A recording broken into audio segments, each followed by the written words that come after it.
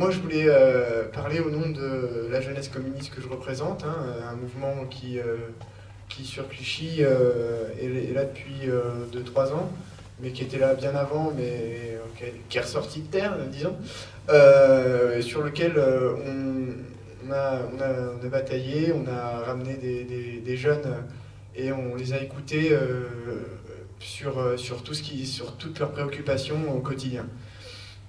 Alors il faut dire que nous on fait un gros travail de terrain, on essaye de faire au maximum les lycées, j'entends le lycée Offray qui compte beaucoup de jeunes qui sont confrontés à la vie de tous les jours, au travail et à des conditions parfois un peu difficiles, sachant qu'ils découvrent le travail, ils ne connaissent pas les tenants et les aboutissants et donc c'est compliqué. Après, on est aussi sur Newton, hein, donc le lycée qui est dans le quartier nord, hein, au bas des tours. Hein. Et ce qui revient le plus souvent, parce qu'on a fait un petit sondage, on a été au contact, hein, on a été voir, on a demandé, on a posé des questions, ce que personne ne fait au final, parce que les grands discours élancés, c'est intéressant, mais si on ne voit pas ce qui s'y raconte, ce qui s'y dit, ben, on en perd la substance. On a été voir et on a posé des questions. C'était mardi dernier, je crois. On a été distribuer notre journal, on a posé des questions. Est-ce que vous connaissez l'élection départementale Et même, il y a même des jeunes qui m'ont dit élection de quoi départementale, c'est quoi Alors, il faut dire une chose. On nous dit souvent à la télévision, hein, les jeunes sont complètement à côté de la plaque, la politique ça les intéresse pas, ils sont dépolitisés, etc. C'est totalement faux. C'est totalement faux parce que les jeunes savent très très bien de quoi on parle. Quand on parle des grands scandales financiers, ils sont au courant. Hein. Quand on parle de politique, hein, François Hollande, etc., leur est pas étranger. Hein. Ils connaissent tout ce qui se passe. Mais pour autant, pour ce qui est des élections, ils ne se mobilisent pas. Pourquoi? Parce qu'à un moment, quand on subit un chômage qui est à quasiment 20% pour les jeunes, hein, c'est 10% sur la totalité de la France, mais c'est 20% pour les jeunes. Donc nous, on bouffe grave.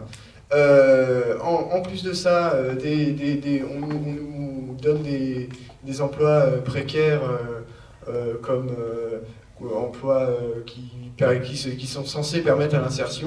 Ah, bah oui, vous savez bien, nous, quand on arrive sur le marché du travail, eh ben, on vaut pas mieux qu'un gars qui a 40 ans de boutique, c'est normal.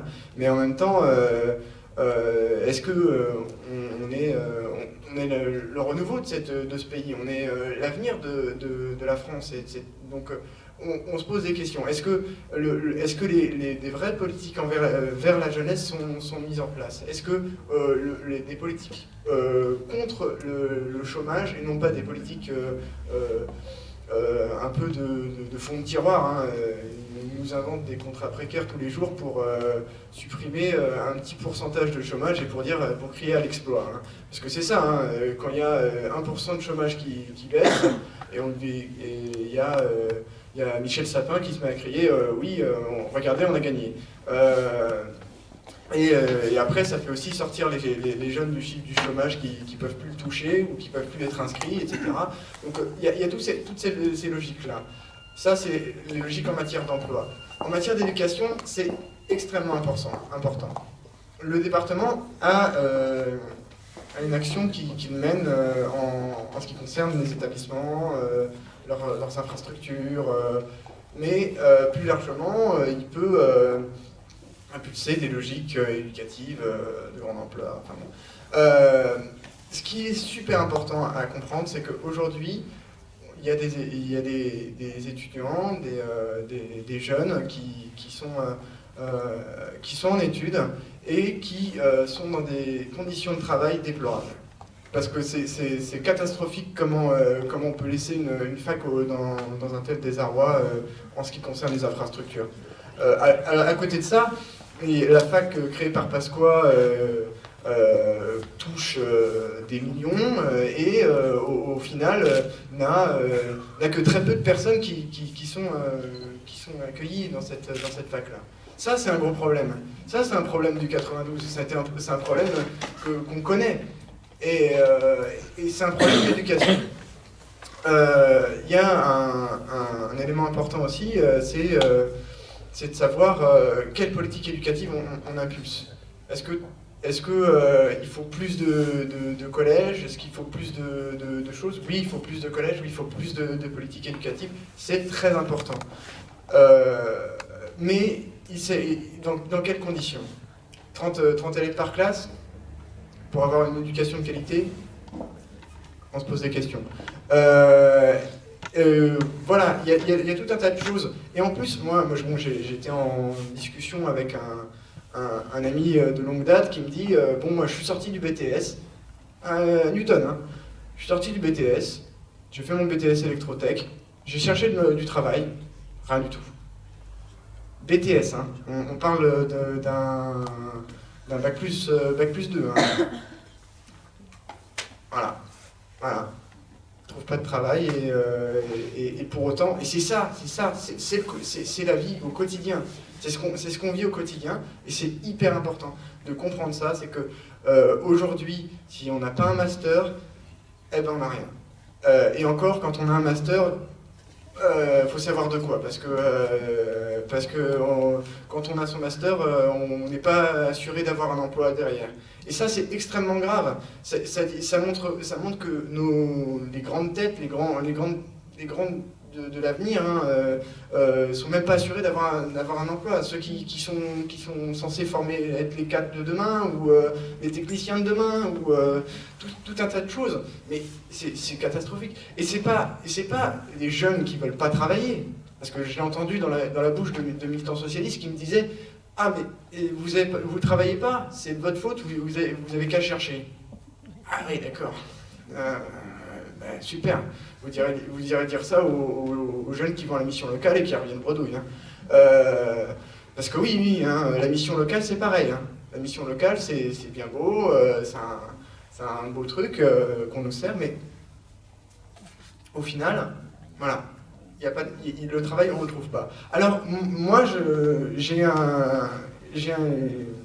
une pensée pour toutes les personnes qui sont là, qui ont pris acte, et qui ont pris acte concrètement dans leurs revendications, dans leur programme, il a été desservi sur les marchés, etc., d'une politique éducative de grande ampleur pour le département. Une politique sociale en matière de logement, on en a déjà parlé. Parce qu'il faut dire aussi que le logement, c'est hyper important pour les jeunes, surtout quand on sait que la plupart d'entre eux bénéficient de logements sociaux. Hein, parce que quand on rentre sur le marché de l'emploi, on n'a pas l'occasion, la possibilité d'avoir un logement de propriété. Voilà. Et en ce qui concerne les politiques éducatives, moi j'étais très marqué par tout ce qui avait été soutenu. Et il y a une chose qui était très importante et que j'ai retenue, c'est le pass Navigo, la réduction à 50%. La réduction du pass Navigo à 50%, c'est hyper important aussi pour nous les jeunes, parce que en termes de mobilité, on ne peut pas accéder à notre fac sans payer déjà hyper cher le titre de transport. Parce que quand on ne bénéficie pas en plus de l'aide de ses parents, parce que si on n'a pas l'aide de ses parents, pour certains, c'est très difficile de s'en sortir. Le Val-de-Marne, c'est une proposition concrète. On est dans le département le plus riche de France. La proposition, elle est concrète, elle a été faite dans le Val-de-Marne. Eh ben, demandez aux jeunes du Val-de-Marne. Ils peuvent aller et venir avec un titre de transport qui est réduit. Voilà. Et c'est hyper important. Donc je remercie